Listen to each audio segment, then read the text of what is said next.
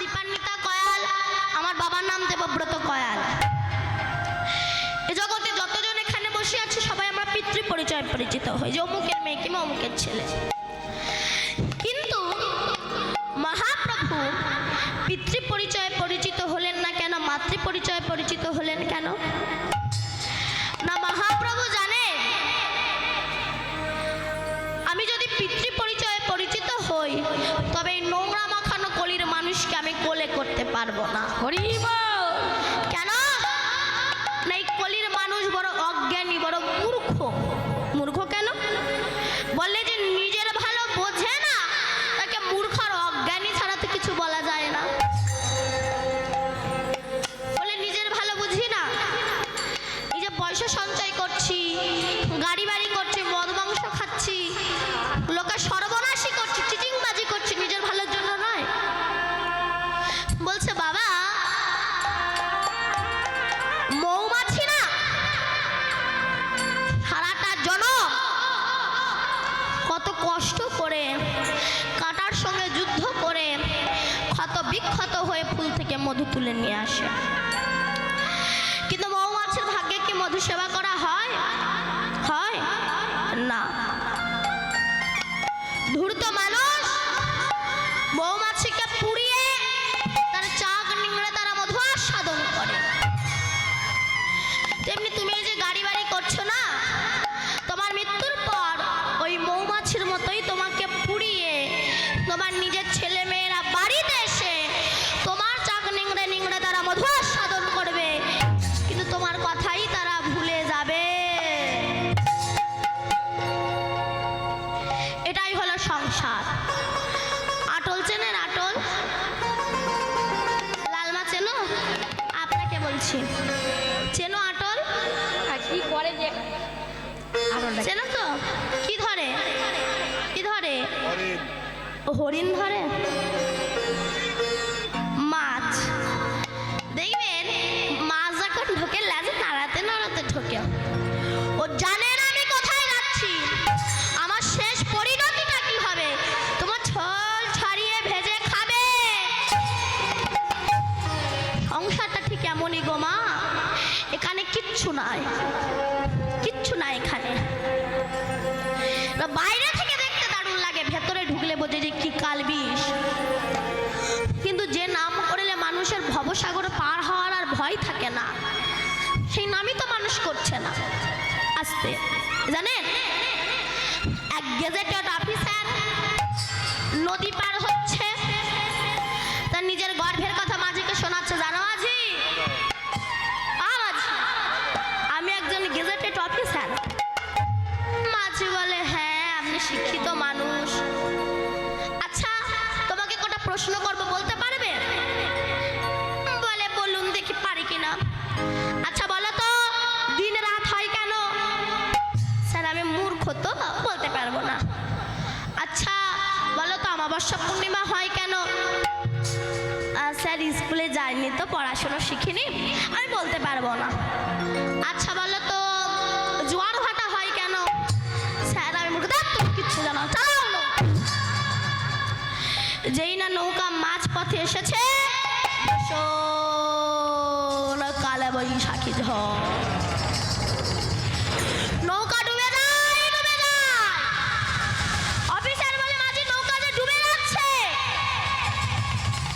মাঝি বলে, স্যার আপনি এত কিছু শিখেছেন, সাঁতারটা শিখেছেন তো? বলে, ভাই ওইটা তো শিখিনি, তাহলে ডুবে মরা। আমরা সব শিখেছি, কিন্তু ভব পারাপারের যে সাঁতার, হরিনাম আমরা শিখিনি। আমাদের তো ডুবে মরতেই হবে। তাই যে নাম করলে মানুষের ভবজ্বালা থাকে না, সেই নাম আমরা করব। কেমন?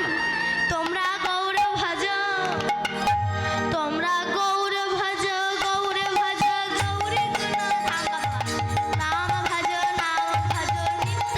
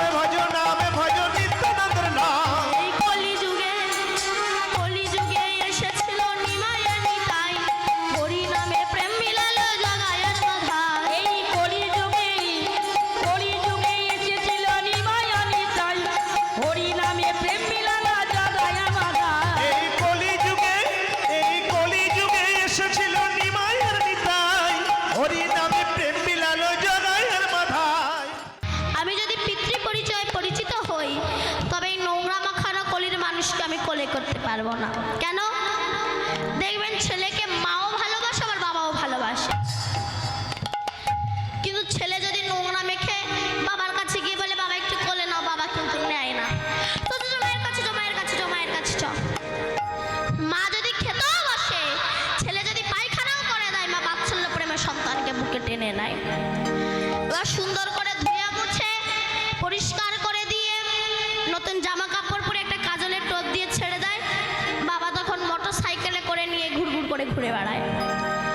তাহলে পরিষ্কার করে মা আর সাজবেটায় বাবা। তাই ভাবলেন আমি যদি পিতৃ পরিচয় পরিচিত হই, নোংরা মাখানো কলির মানুষকে কোলে করতে পারবো না। তাই মাতৃ পরিচয়ে পরিচিত হয়ে শচীর নন্দন গৌর হয়ে ভগবান হয়ে সুরধনী তীরে নাম বিতরণ করছে। আর যখন হরিনাম করছে সুরধনীর তীরে, দুজন পুরনো যুবতী, এক হলো সনাতন মিশ্রের কন্যা বিষ্ণুপ্রিয়া, আর একজন হলো তার প্রিয় সখী কাঞ্চনা। সুরধনীতে স্নান করতে গিয়ে গৌর হরির রূপ ও লাবণ্য দর্শন করে গৃহে ফিরে এসে আজ বিষ্ণুপ্রিয়া কাঞ্চনার গলা জড়িয়ে বলছে, কাঞ্চনা আজ সুরধনীতে স্নান করতে গিয়ে এমন রূপের মানুষকে আমি দেখে এলাম যার সঙ্গে কোনো কিছুর তুলনা হয় না। কাকে? ওই কাঁচা বর্ণ, কাঁচা সোনার বর্ণ আমার গৌর হরিকে দেখে এলাম। তখন কাঞ্চনা বলছে, আচ্ছা প্রিয়া, তুই যে বলছিস তোর গৌর হরির সঙ্গে নাকি পৃথিবীর কোনো কিছু তুলনা হয় না, আচ্ছা বলতো সোনফুল দেখেছিস? সোনফুল দেখেছো মা? দেখেছো? রংটা কেমন হয় তার? হলুদ, সোনার মতো, তাই তো? ওই সোনফুল, প্রিয়া বলতো ওই সোনফুল তো পুরো কাঁচা সোনার মতো দেখতে, তবে তুই বলছিস তোর গৌর হরির সঙ্গে নাকি কোনো কিছুর তুলনা হয় না। আর তাছাড়া ওই প্রভাতের যে সূর্য, তার রংটা কেমন? হলুদ বর্ণ, তাহলে তুই বলছিস কোনো কিছুর সঙ্গে নাকি তোর গৌর হরির তুলনা হয় না। তখন বিষ্ণুপ্রিয়া বলছে, কাঞ্চনা তুই যা বলেছিস তা ঠিক, কিন্তু যা ভেবেছিস তা ঠিক নয়। শোন কাঞ্চনা, শোন ও কুসুমতা হে,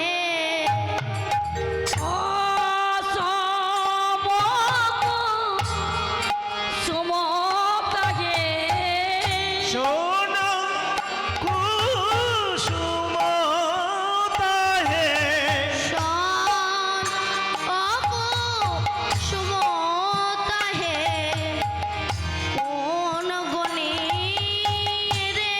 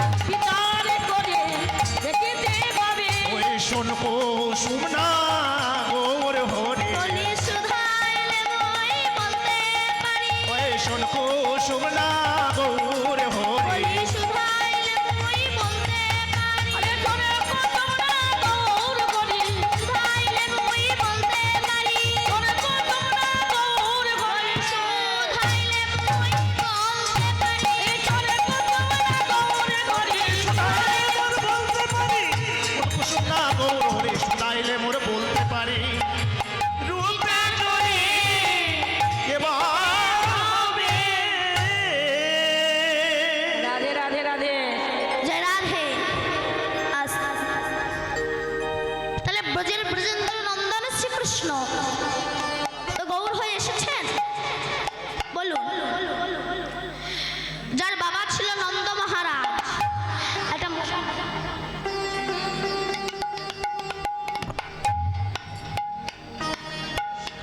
যার বাবা ছিলেন রাজা মানে সত্য যুগে নারায়ণ ঐশ্বর্য মার্গের ভগবান ত্রেতা যুগে রামচন্দ্র দশরথ রাজার ছিল ঐশ্বর্য মার্গের ভগবান দ্বাপর যুগে কৃষ্ণ নন্দ রাজার ছিল ঐশ্বর্য মার্গের ভগবান কিন্তু সেই ভগবানই কেন কলিকালে সুখ প্রাচুর্য ঐশ্বর্যকে ত্যাগ করে কাঙাল হয়ে এলেন না গৌর হরি এসেছেন দুটি কারণে এক হলো নাম নিয়ে জগৎ উদ্ধার করা আর এক হলো রাধার প্রেম ঋণ শোধ করা গোবিন্দ রাধাকে কথা দিয়েছিলেন রাধে তোমার প্রেমে আমি ঋণী হয়ে গেলাম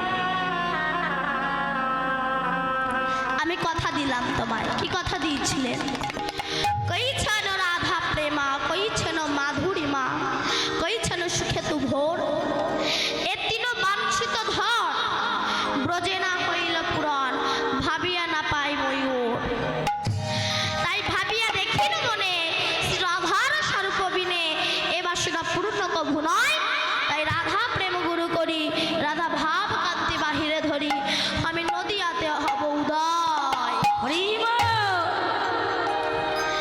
তাহলে আমরা একটু প্রথমে জানবো কৃষ্ণ কেন গৌর হয়ে নদিয়ার অবদ্বীপ পেলে একদিন আমার গোবিন্দ গোপীদের কাছে প্রশ্ন করছে হে ব্রজ গোপীগণ আস্তে কি কথা বলবেন এগুলো একটু মন দিয়ে শোনো এগুলো মন দিয়ে শুনলে আর ইচ্ছা হবে না ভগবানের সঙ্গে চিটিংবাজি করি চিটিংবাজি কেন বললাম বলুন তো কোম্পানি এতটুকু টুকু থালা কাদের জন্য তৈরি করেছে কাদের জন্য নাচ জামাই জামাইয়ের থালে এত বড় নাচ জামের থালে আরো এত বড় আর ঠাকুরের থালে এতটুকু টুকু গ্লাসের অবস্থা তো আরো মারাত্মক আঙুলও ঢোকে না এইটা থালায় দুটো করে নকুল দানা দিয়ে গলায় কাপড় দিয়ে নিতাই এসো গৌর এসো 64 মহন্ত দ্বাদশ গোপাল ভক্তবৃন্দ সবাই এসে জানি একা এসো না খেয়ে পারবে না রাধে কি না দুখানা নকুল দানা ওসব চিটিংবাজি ভক্তির কোনো দরকার পড়ে না তাই কৃষ্ণ ব্রজগোপীদের কাছে বলছে হে ব্রজগোপীগণ আমার জানতে ইচ্ছা হচ্ছে তুমি বলো যে যোগী মুনি ঋষি সাধক সাধিকা গন্ধর্ব কিন্নর দেব দেবী কোটি কোটি জনম আমার সাধনা করে তারা আমার চরণ পায় না কিন্তু তোমরা ব্রজগোপীরা একবার যদি আমাকে ডাকো আমি তোমাদের ডাকে পাগলের মতো ছুটে আসি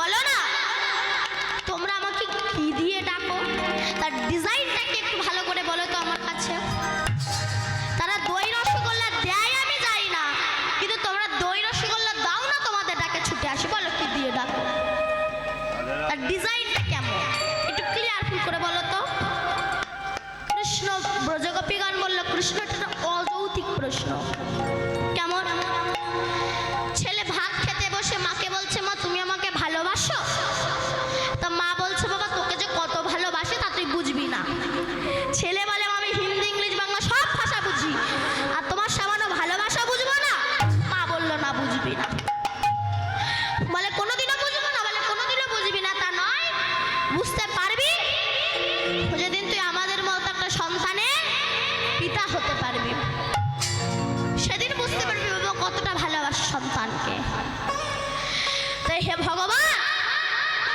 তুমি তো ভগবান আর আমরা তো ভক্ত, ডিফারেন্সটা তো এখানে।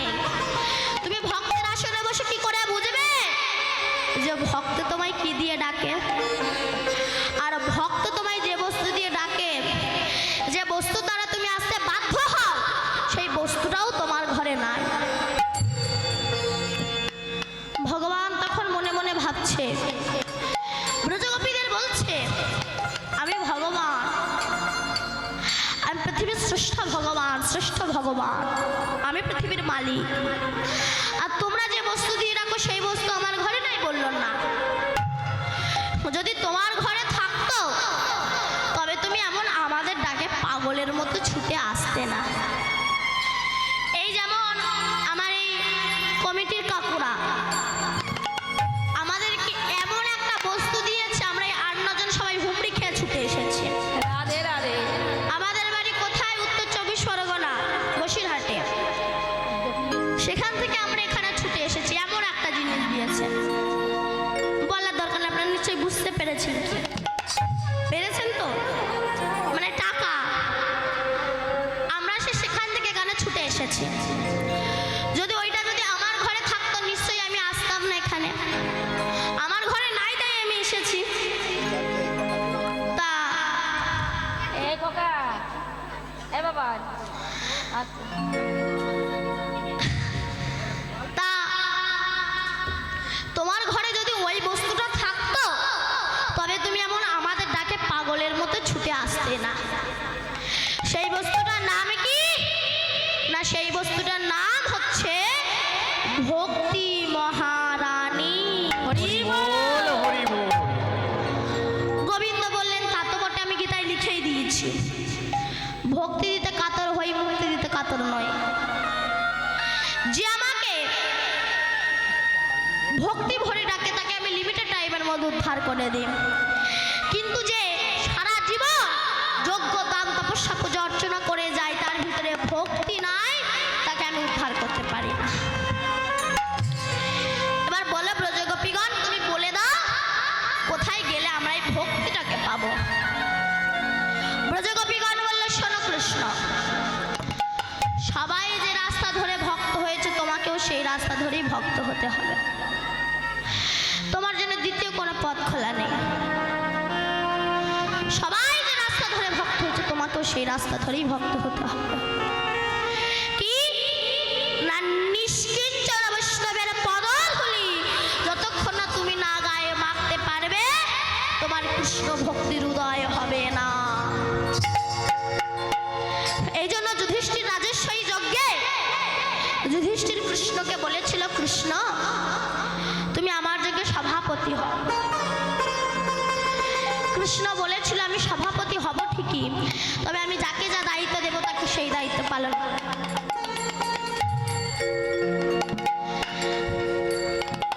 কি করবে না, আমি দুর্যোধনকে ক্যাশিয়ার করবো। বলো তো সত্যি বলো, ওই জন্যই তো করবো। কেন না, চোরের কাছে যদি বলা হয় যে জিনিস থাকলে দেখো, তবে সে জিনিস আর চুরি হয় না। আর তাছাড়াও দুর্যোধনের হাতে ধনবৃত্তি রেখা আছে, 5 টাকা হাত দিলে 10 টাকা হয়ে যায়। আচ্ছা, আর কি করবে না, ভীমকে পরিবেশন করতে দেব। ভীম খাই বেশি, যদি পরিবেশন করে আর খেতে পারবে না। এই ভীমের নাভিতে একটা অসুর বাস করতো, যার নাম হচ্ছে বৃকাসুর অসুর। এই জন্য ভীম শুধু খাই খাই খাই খাই খাই করতো। তাই ভীম কৃষ্ণকে বলেছিল, কৃষ্ণ আমি তো সবসময় খাই খাই করি কেন? কৃষ্ণ বলেছিল, তুমি একাদশী করো, একাদশী করলে বৃকাসুর অসুর নষ্ট হয়ে যায়। আবার দেখবেন অনেকে বলে, স্বামী না করলে তো একাদশী করা যায় না। আর যার স্বামী নয় সে কি একাদশী করে না? আর যার একাদশী করার ইচ্ছা হবে সে ভগবানের কাছে গিয়ে বলবে, ঠাকুর আমার স্বামীটা কবে মরবে, আমি একটু একাদশী করব। হয় তাই? যুধিষ্ঠির বলছে, কৃষ্ণ তুমি তো সবাইকে সব দায়িত্ব দিলে, তুমি নিজে কোনো দায়িত্ব নেবে না? গোবিন্দ বললেন, হ্যাঁ আমি দুটো দায়িত্ব নিলাম, যেটা সচরাচর সবাই নিতে চায় না। সেটার নাম কি? সেই দুটো কাজ কি না, যত ভক্ত আসবে, যত বৈষ্ণব আসবে, সমস্ত বৈষ্ণবের চরণ ধুয়ে দেওয়ার কাজটা আমি মাথায় করে নিলাম।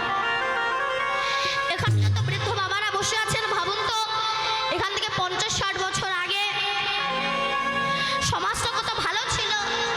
বেশি দিন না, 40-50 বছর আগে দেখুন সমাজটা কত ভালো ছিল। পুত্র পিতাকে প্রণাম করতে, শিষ্য গুরুকে প্রণাম করতে এখন উল্টো হয়ে গিয়েছে। গুরুদেব শিষ্যকে বলছে, বাবা মাধব, ভগবানের সেবা হবে, একটু কাঠ কেটে নিয়ে আয় তো। শিষ্য চিটিংবাজ মতো শিষ্য তো, সে বলছে, গুরুদেব আপনি ভজন করতে বলেছেন না, আমি আপনার ভজন করছি, আপনার বাক্য লঙ্ঘন করব? যেতে পারবো না, ভজন করছি। গুরুদেব কাঠ কেটে এনেছে। বাবা মাধব একটু ভিক্ষায় যান, গুরুদেব ভজন করতে বলেছেন, আপনার বাক্য আমি লঙ্ঘন করব? গুরুদেব ভিক্ষা করে এনেছেন। বাবা মাধব একটু ভগবানের জন্য ভোগ রান্না কর, গুরুদেব ভজন। গুরুদেব নিজেই রান্না করে ভগবানের ভোগ লাগে, প্রসাদ বেড়ে বলছে, বাবা মাধব এবার দুটো খেয়ে যা। ও তখন বলছে, বারবার গুরু বাক্য লঙ্ঘন করা ঠিক নাই, এবার যাই গিয়ে খেয়ে আসে। এটাই হচ্ছে বর্তমান যুগের পরিস্থিতি। আচ্ছা, একটা দায়িত্ব তো নিলে, আর একটা দায়িত্ব কি না, যত বৈষ্ণব খেয়ে উঠে চলে যাবে সেই বৈষ্ণবের ওই এঁঠো থালা আমি নিজে মাথায় করে নিয়ে গিয়ে নর্দমায় গিয়ে ফেলে দেব। আর যখন ফেলবো, ওই মাথায় করে যখন নিয়ে যাব, ওই কিঞ্চিত রস যদি আমার মাথায় পড়ে, এঁঠো পড়ে, তবে আমার ভক্তির উদয় হবে। তাই বৈষ্ণবের পদধূলি নিতে হবে। তখন গোবিন্দ মনে মনে ভাবছে, আমার মতো একজন ব্যক্তি যদি কারো চরণ ধুলে নেয়, তবে তো তাকে নরকে পাঠানো হবে। আর যে সে তোমাকে চরণ ধুলি দেবে না, তখন ভগবান নিজের বাম অঙ্গ থেকে আল্লাহ শক্তি শ্রীমতী রাধা রানীকে সৃষ্টি করলেন। আর রাধা রানীকে সৃষ্টি করে রাধা রানীর চরণ ধুলি যখন গোবিন্দ গায়ে মাখলে, কালো বরণ আমার সোনার বরণ হয়ে গিয়েছে। অনেকে বলে দেখবেন, কৃষ্ণ ভগবান হয়ে একটা মেয়ের চরণ ধুলি গায়ে মাখলো।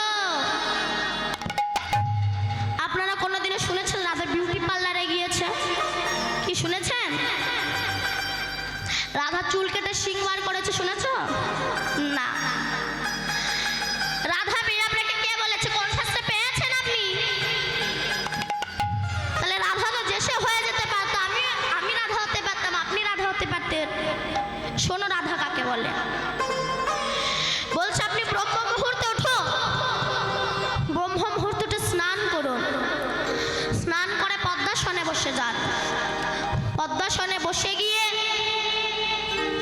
কুলকুলন্ডিনী শক্তিকে জাগ্রত করে, মণিপুর, মূলাধার, আগ্রা চক্র, সতীশানকে ভেদ করে, 21,600 বার শ্বাসকে কন্ট্রোল করে, 7 ফোঁটা রক্ত ভিয়ান করে যে 1 ফোঁটা শক্তিবিন্দু তৈরি হয়, যেটাকে ব্রহ্মবস্তু বলা হয়, সেটাকে নিম্নগামী না করে শ্বাসের দ্বারা যিনি ঊর্ধ্বগামী করে রাখতে পারে, মহাজন তাকেই রাধা নামে আখ্যা দিয়েছে।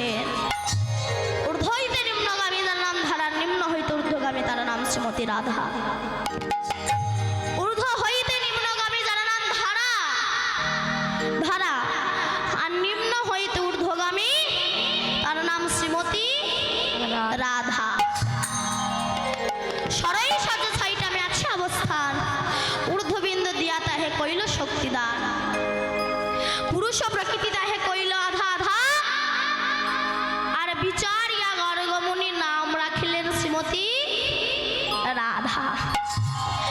ওই রাধা রানীর চরণ ধুলি যখন গোবিন্দ গায়ে মাখলেন, কালো বরণ সোনার বরণ হয়ে গিয়েছে। ভগবান হচ্ছে একজন ভক্তের চরণ ধুলিতে যদি আমার এত পরিবর্তন আসে, তাহলে হাজার হাজার ভক্তের চরণ ধুলি নিলে না জানি আমার কত পরিবর্তন আসবে। তা হাজার হাজার ভক্ত তার এই বৃন্দাবনে পাওয়া যাবে না। হাজার হাজার ভক্ত পেতে গেলে যেতে হবে কোথায়? নবদ্বীপ ধামে। তাই সেই গোবিন্দের গো আর রাধা রানীর রা, এই গোড়া হয়ে নদিয়াতে এসেছেন। তাই বললেন, দেখো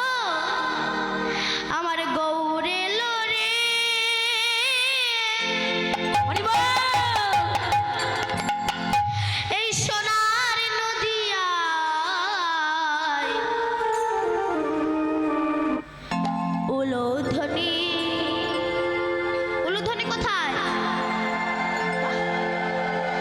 ও হরির ধ্বনি, হাত দুটো তুলুন। আহা, দেখে যেন মনে হচ্ছে নবদ্বীপ ধাম। আপনাদের হাতগুলো কোথায়? হাতগুলো তুলুন। তোমরা তোদের হাত নেই, হাত তুলো। শব্দ শোনা যায় আমার গৌর এলো রে। মানে গৌরে লড়ে এই সোনার নদিয়া উলুধ্বনি গড়ি ধনি সমাজ শোনা যায় আমার গৌরে লড়ে। আমার গৌরী এলো রে সোনার নদিয়ায়, উলুধ্বনি হরি ধ্বনি শব্দ শোনা যায় আমার গৌরী এলো রে। গৌর এলো রে সোনার নদিয়ায়, উলুধ্বনি হরির ধ্বনি শব্দ শোনা যায় আমার গৌর এলো রে। আমার গৌরে লড়ে এই সোনার নদিয়া উলুধ্বনি গড়ি ধনি সমাজ শোনা যায় আমার গৌরে লড়ে। আমার গৌরী এলো রে সোনার নদিয়ায়, উলুধ্বনি হরি ধ্বনি শব্দ শোনা যায় আমার গৌরী এলো রে। গৌর এলো রে আমাদের নিতাই এলো রে। গৌরে লড়ে আমাদের হৃদয় লড়ে। ওই না গৌরী এলো রে আমাদের নিতাই এলো রে। গৌরে লড়ে আমাদের হৃদয় লড়ে। আমার গৌর এলো রে সোনার নদিয়ায়, উলুধ্বনি হরির ধ্বনি শব্দ শোনা যায় আমার গৌর এলো রে। আমার গৌরে লড়ে সোনার নদিয়া উলুধ্বনি গড়ি ধনি সমাজ শোনা যায় আমার গৌরে লড়ে। আমার গৌরী এলো রে সোনার নদিয়ায়, উলুধ্বনি হরি ধ্বনি শব্দ শোনা যায় আমার গৌরী এলো রে। শান্তিপুর হাবুডুবু নদে ভেসে যায়। শান্তিপুরে নবনব নদে ভেসে যায়। ওই না শান্তিপুরেও হাবুডুবু নদে ভেসে যায়। শান্তিপুর হাবুডুবু নদে ভেসে যায়। শান্তিপুরে নবনব নদে ভেসে যায়। ওই না শান্তিপুরেও হাবুডুবু নদে ভেসে যায়। ফুল ভাইয়া ঢেউ আসিয়া লাগলো গড়ার। আমাদের গৌরে লড়ে সোনার নদিয়া উলুধ্বনি গড়ি ধনি শব্দ শোনা যায় আমার গৌরে লড়ে। আমার গৌরী এলো রে সোনার নদিয়ায়, উলুধ্বনি হরি ধ্বনি শব্দ শোনা যায় আমার গৌরী এলো রে। গৌর এলো রে সোনার নদিয়ায়, উলুধ্বনি হরির ধ্বনি শব্দ শোনা যায় গৌর এলো রে। গৌরে লড়ে তাই গৌর হরিব। উলুধ্বনি গড়ি ধনি সমাজ শোনা যায় আমার গৌরে লড়ে। যে রাধে আস্তে। তাই এই যে ভগবান শ্রীকৃষ্ণ গৌর হয়ে এলেন, এর প্রমাণ তিনি অনেক হাজার হাজার বছর পূর্বে দিয়েছিলেন।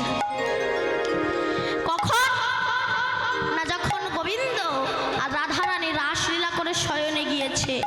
যে রাস আমার পরে আপনারা দেখতে পারবেন, সবাই ধৈর্য ধরে বসবেন। ওই রাস করে যখন রাধারানী নিকুঞ্জ কাননে শয়নে গিয়েছে, অমনি রাধারানী স্বপ্নাদেশে দেখছে একজন পুরুষ রাধাকে আলিঙ্গন করছে। রাধারানী ঘুম ভাঙার পরে সখীদের কণ্ঠ জড়িয়ে বলছে, সখীরে এতদিন আমি কৃষ্ণ ভজন করে আমি কি দ্বিচারিণী হয়ে গেলাম? হরি বল হরি বল। কেন না আমি স্বপ্নাদেশে দেখলাম একজন পুরুষ আমায় আলিঙ্গন করছে।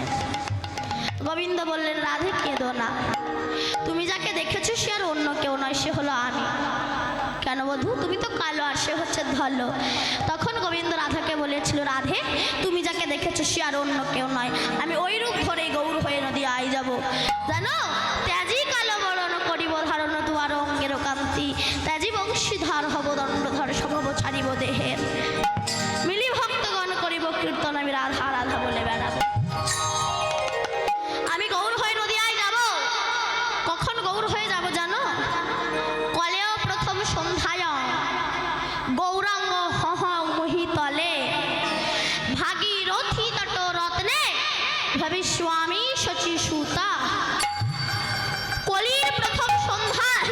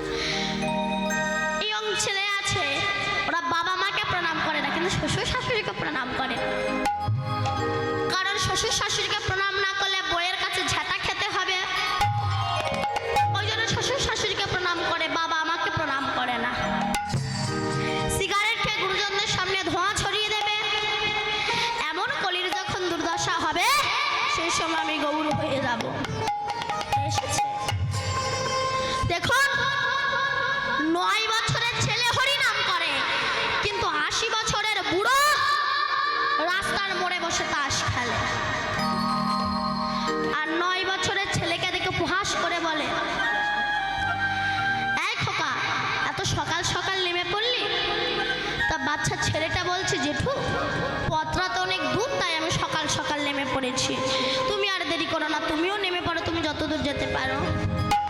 ও হরি ভজন করবে না, তাস খেলবে, ঝাঁটালাতি খাবে, তবুও হরি ভজন করবে না। দেখবেন এখানে যারা তাস খেলে ওদের গায়ে অবশ্যই লাগবে, কারণ খেলে তো। আমার কথা কিছু কিছু মানুষের সহ্য হয় না, তার একটাই কারণ, আমার কথাগুলো তার চরিত্রের সঙ্গে মিশে যায়, তাই তার ভালো লাগে না। অর্থাৎ যার নাম করতে এসেছি তার নাম আমরা বাদ দিয়ে দিয়েছি, তার নামই আমরা করছি না। তাই যে নাম করলে মানুষের ভবজ্বালা দূরীভূত হয়ে যায়, ভবসাগর পার হওয়ার ভয় থাকে না, সেই নামকে একটু গাওয়া যাবে মা? ওইদিকের মায়েদের কি বদন নাই, মানে মুখ নাই? কি গাইবেন তো?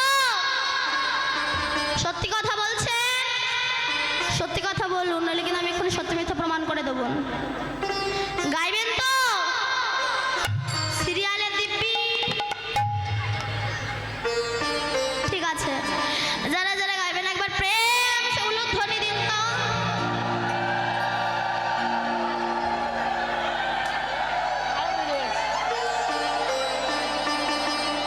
এখনো দিয়ে যাচ্ছে না? ওইদিকের মায়েদের বলছি, আমি বললাম না আমি এখন সত্যি মিথ্যে প্রমাণ করে দেবো, ওই জন্য বলছি একটু সিরিয়াল দেখা কম করুন। সিরিয়ালে দিব্যি দিয়েছেন তো, এখন সে কি সিরিয়াল হচ্ছে, অনুরাগের ছোঁয়া না নিম ফুলের মধ্যে কি একটা হচ্ছে গো মা?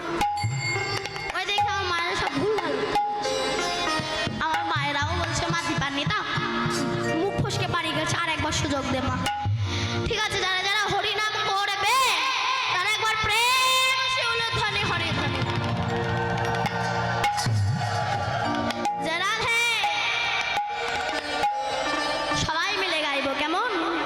হরে কৃষ্ণ হরে কৃষ্ণ কৃষ্ণ কৃষ্ণ হরে হরে, হরে রাম হরে রাম রাম রাম হরে হরে। হরে কৃষ্ণ হরে কৃষ্ণ কৃষ্ণ কৃষ্ণ হরে হরে, হরে রাম হরে রাম রাম রাম হরে হরে। হরে কৃষ্ণ কৃষ্ণ কৃষ্ণ হরে হরে, হরে রাম রাম রাম হরে হরে। হরে কৃষ্ণ কৃষ্ণ কৃষ্ণ হরে হরে, হরে রাম রাম রাম হরে হরে। হরে কৃষ্ণ হরে কৃষ্ণ কৃষ্ণ কৃষ্ণ হরে হরে, হরে রাম রাম রাম হরে হরে। হরে কৃষ্ণ কৃষ্ণ গাইছেন তো? বাবা সবাই একটু দুটো বাহু তুলুন তো, যাদের যাদের হাত আছে, যাদের হাত নেই তাদের দরকার নেই। এদিকে হাত নাই, এদিকে ওই যে যারা দাঁড়িয়ে আছে, ওই যে হরি নামে হাত তুলতে লজ্জা লাগে, কিন্তু বলুন তো কোন সময় বলা লাগে না আপনি থেকে হাত উঠে যায়? বলো, হ্যাঁ? দিতে হবে কোন সময়? হ্যাঁ, ভোটের সময়। আমার হাত তোলায় একজনের গাড়ি বাড়ি হলো, তার টাকা পয়সা হলো, সে নেতা হলো, কিন্তু আমি যে ভিখারি সেই ভিখারি রয়ে গেলাম। তাই পরের মঙ্গলে হাত তুলতে লজ্জা লাগে না, নিজের মঙ্গলের সময় হাত তুলতে যত লজ্জা লাগে। সবাই মিলে তুলো বাহু তুলুন, এবার আমার সঙ্গে গাইবেন, কেমন? হরে কৃষ্ণ, সবাই এক তালে, কৃষ্ণ হরে হরে হরে। বাহ, আর একটু জোরে হবে? বাহ বাবা। হরে কৃষ্ণ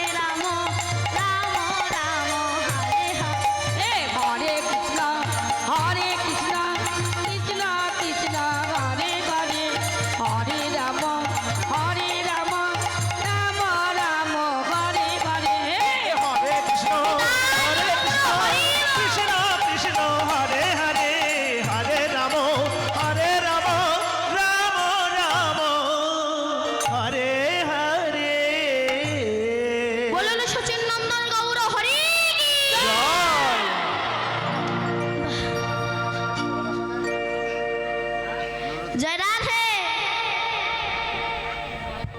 জয় রাধে শ্যাম। আসছে এই হরিনাম আর এই কৃষ্ণ নাম এত মধুর জানেন মা? এই কৃষ্ণ নামে যদি একটু চোখের জল ফেলা যায়, কাঁদা যায়, আপনি বাড়ি গিয়ে ভাববেন আমি কালকে আবার কীর্তন শুনতে যাব। কেন না একটু বসে বসে কাঁদবো, তাই তো?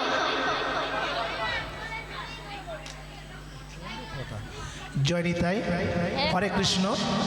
শুধু ভক্তমণ্ডলীর কাছে বিশেষ নিবেদন, আশা করছি আমার কথা আপনারা সবাই শুনতে পাচ্ছেন।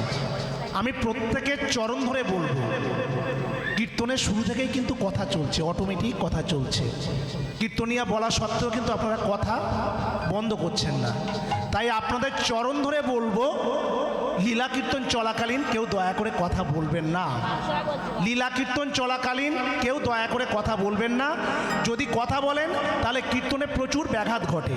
তাই আমি আপনাদের চরণ ধরে বলছি, যত সময় লীলা কীর্তন চলবে তত সময় এই হরিবাসরে বসে কেউ দয়া করে মুখ থেকে কোনো আওয়াজ বার করবেন না। নিতাই গৌ শীতনাথ প্রেমানন্দে হরি হরি বল। জয় রাধে। আসে যদি কাঁদেন এই হরিনামে, ভাববেন বাড়ি গিয়ে আবার কালকে হরিনাম শুনতে যাব, কেন একটু বসে বসে কাঁদবো, তাই তো? কিন্তু যদি মেয়ের বাড়ি যান আর মেয়ের শ্বশুর বেই যদি আপনারা কাঁদায়, চোখের জল ফেলায়, মনে হবে আর ওই ভিটাই পা দেবো? মনে হবে না। কিন্তু হরিনামে এসে কাঁদলে, চোখের জল ফেললে মনে হবে কালকে আবার যাব। এই নামের এমন মহিমা। আসতে এটা বলে আমরা লীলায় প্রবেশ করবো, কেমন?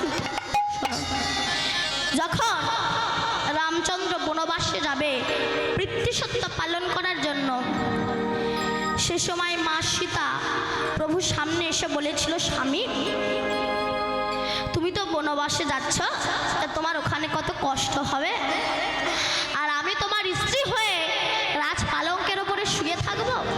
অমন স্ত্রী আমি হতে চাই না, আমিও তোমার সঙ্গে বনবাসে যাব। কি পারবেন এমন স্ত্রী হতে? এখন তো এসি কিনে না দিলে ঝগড়া করে, আমার এসি কিনে দাও না, আমার ফ্রিজ কিনে দাও না, আমার মোবাইল কিনে দাও না, অসভ্য কথাকার। আমাকে বিয়ে করে এনেছে একটা জামদানি আমদানি শাড়ি দিতে পারে না, আবার বড় বড় কথা। কিন্তু এ তো সেই স্ত্রী নয়। তোমার কত কষ্ট হবে, আর আমি তোমার স্ত্রী হয়ে রাজ পালঙ্কের ওপরে শোবো? অমন স্ত্রী আমি হতে চাই না, আমিও তোমার সঙ্গে বনবাসে যাব। আপন ভাই লক্ষণ সে বলেছিল, দাদা তুমি বনবাসে যাবে, বনে বনে ঘুরে বেড়াবে, কত কষ্ট হবে, আর আমি তোমার ভাই হয়ে রাজভোগ গ্রহণ করবো, রাজ পালঙ্কে শোবো, রাজ সিংহাসনে বসবো, অমন ভাই আমি হতে চাই না, আমিও তোমার সঙ্গে বনবাসে যাব।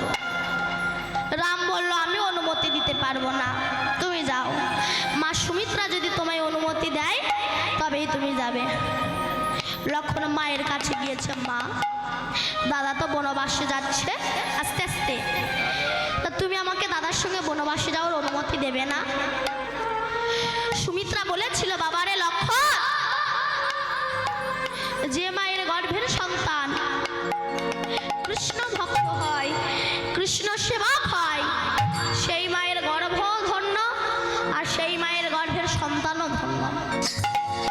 কিন্তু যে মায়ের গর্ভের সন্তান সুল্লুখর হয়, দাতাল মাতাল চরিত্রহীন হয়, লোকে সর্বনাশী করে, চিটিংবাজি করে, ও মায়ের গর্ভ নয়, ওটারে ভাগাড় বলা হয়। ভাগাড়ে যত শিয়াল কুকুরের জন্ম হয়, আর সৎ চরিত্রবান মায়ের গর্ভে কৃষ্ণ ভক্তের জন্ম হয়। হরি বল, হরি বল। তাই আমি তোমার আজ মা আছি, কাল হয়তো নাও থাকতে পারবো। তাই আমি চাই আমি যেন দেখতে পাই আমার প্রাণ থাকতে থাকতে তুমি যেন রামের চরণে সেবাই।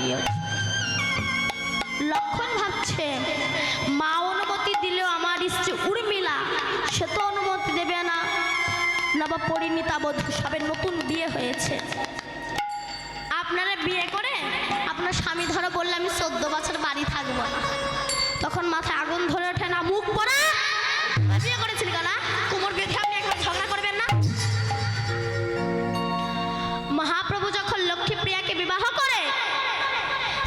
বেড়াতে গিয়েছিল লক্ষ্মীপ্রিয়া সে সময় প্রাণ হারিয়েছিল।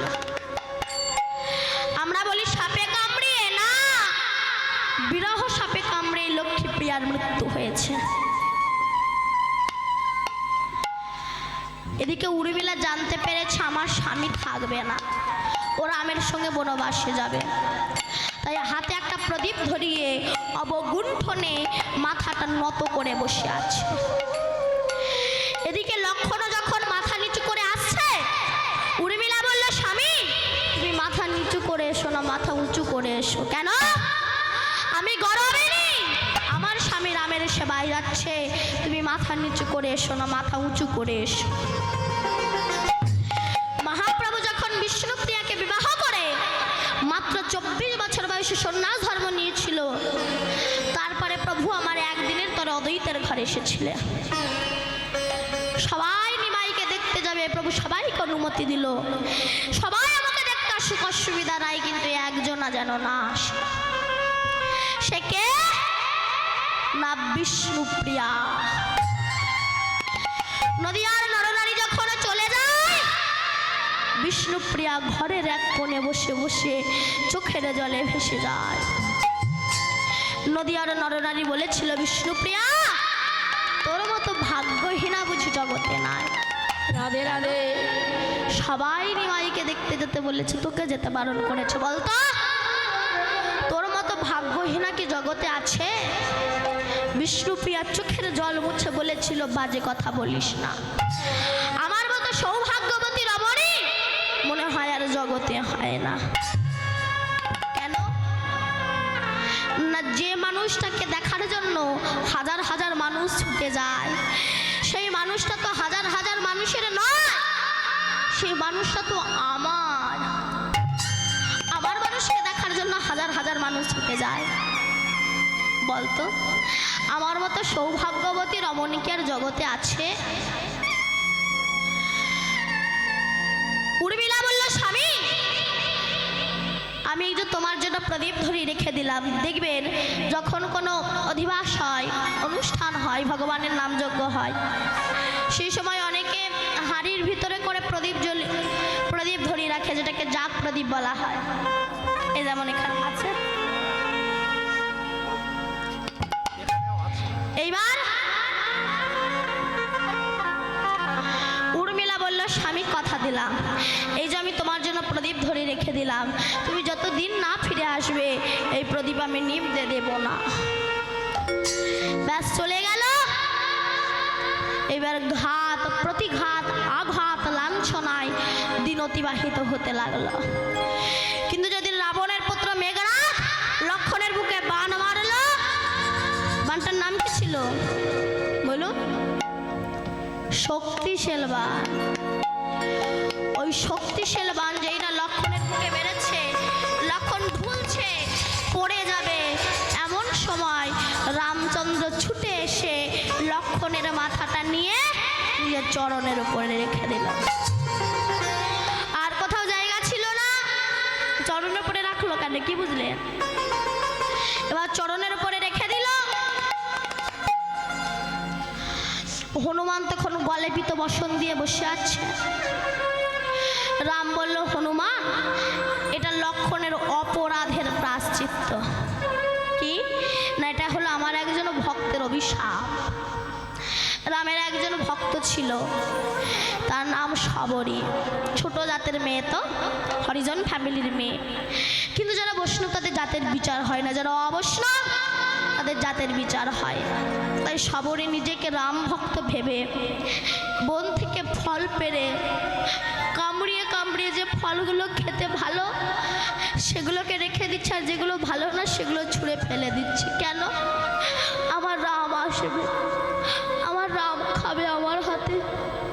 আবার শবরী মনে মনে ভাবছে, সন্ন্যাসী মানুষ তো আমার কাছে আসবে, যদি আমার রামের পায়ে কিছু ফোটে। হরি বল, হরি বল। তাই বন থেকে ফুল পেড়ে এনে বিছিয়ে দিয়েছে। কেন আমার রাম আসবে? চোখের জল ধরে ফুলের ওপরে বিছিয়ে দিয়েছে, আমার রাম আসবে। হরি বল। ভক্তের আকুল আহ্বানে রামচন্দ্র লক্ষণকে নিয়ে এসে দাঁড়িয়েছে, দাঁড়িয়ে ডাক দিয়েছে, সবরী সবরী। চমকে উঠেছে সবরীকে, এত সুধা মাখা কণ্ঠে আমায় ডাকলে, কে গো কে গো ডাকিলে,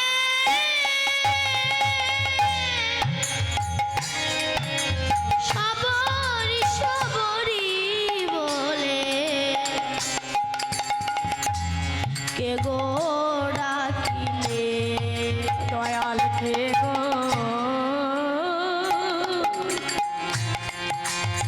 তুমি কে?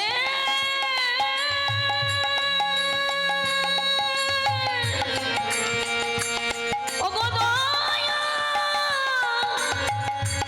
কে বা ডাকিলে, বলো বলো দয়া,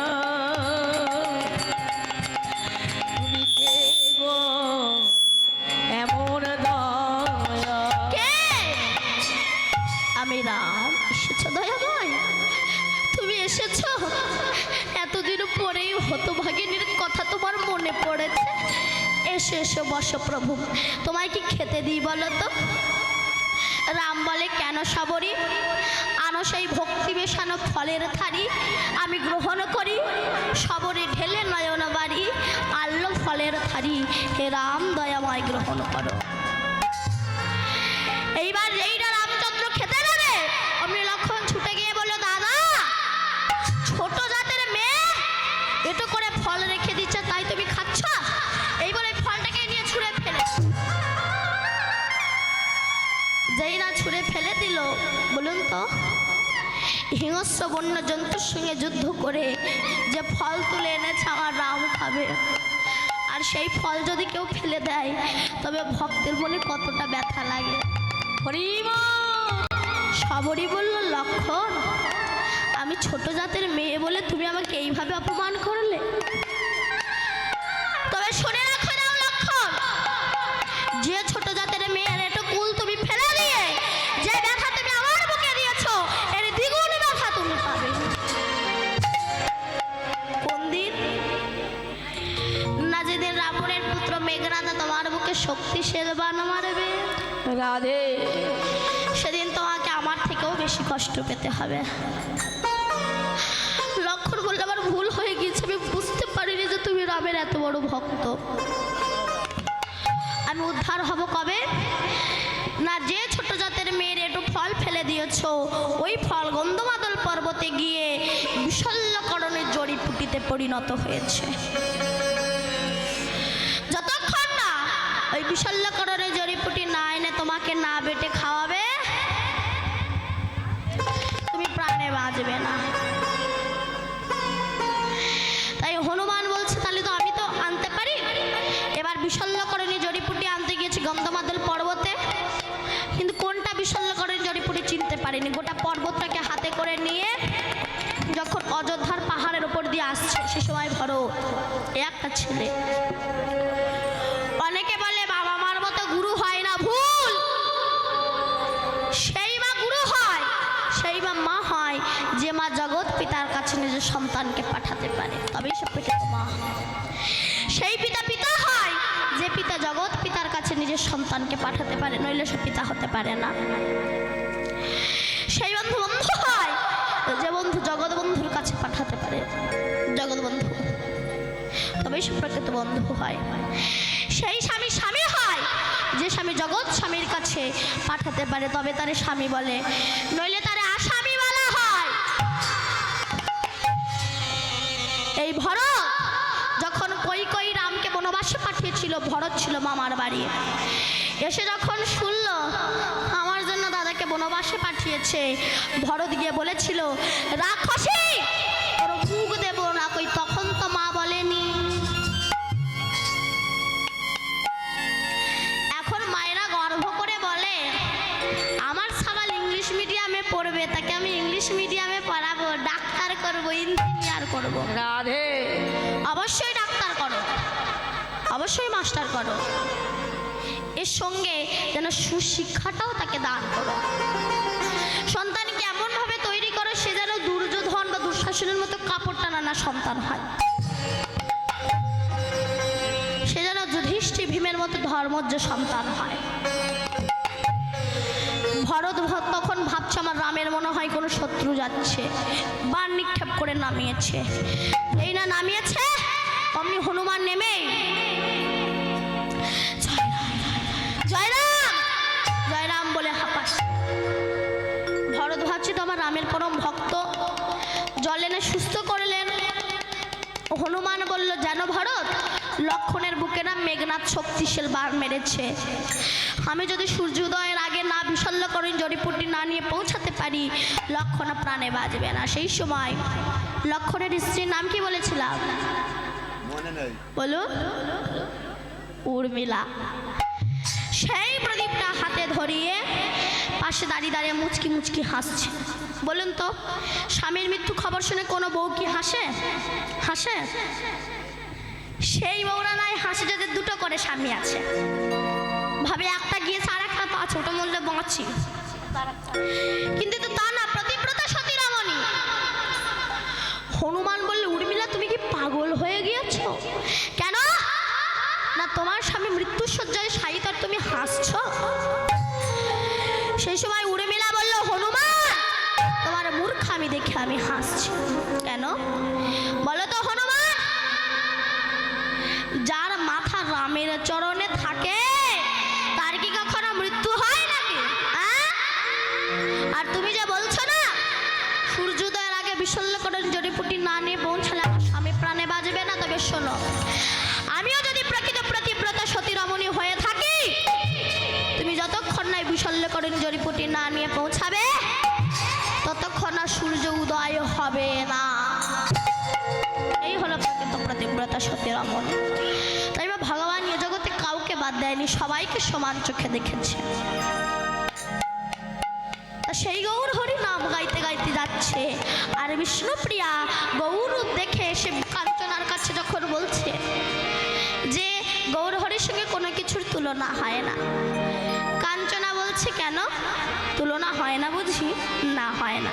আরে শোন কাঞ্চনা, তোর মতো অনেকেই বলেছিল আমার গৌর রূপের কাছে রূপের তুলনা করতে গিয়ে হার মেনেছে, আকাশের চাঁদ সেও হার মেনেছে। ভগবানকে গৌর হরিকে দেখে তখন চন্দ্র মনে মনে ভাবছে আমার আর গৌর হরির রূপ আকাশ আর পাতালের মতো তফাৎ। গোড়া রূপের যাই বলি হরি হরি সুধাকর মুরছি চরণ তলে পরু দর্শন রূপ ধরি। চাঁদ তখন 10টি খণ্ডে ভাগ হয়ে গিয়ে গোবিন্দের 10টি নখের কোণে অবস্থান করেছে। আরো বলি সুবর্ণ বরণ হেরি নিজে কুবরণ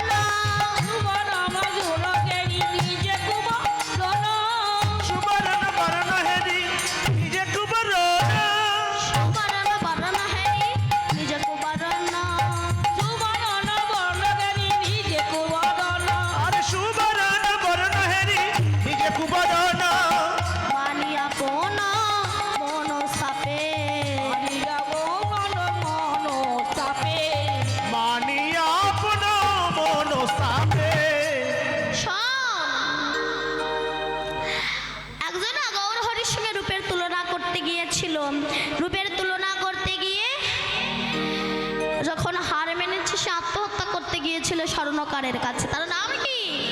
সুবর্ণ বা সোনা। অনেকে সোনা পড়েই তো অহংকারী হয়ে যায়, সবাই নয়, কিছু কিছু। এতক্ষণে দেখা গেল গৌর হরির সঙ্গে কোনো কিছুর তুলনা হচ্ছে না, না সমকুসুম সনকুসুম বা প্রভাতের সূর্য, চাঁদ বলো সোনা বলো, কোনো কিছুর সঙ্গে গৌর হরি রূপের তুলনা হচ্ছে না। এই দেখে জগদানন্দ দাসপদ কর্তা বললেন কি দেখো, যা ঝম বিধিক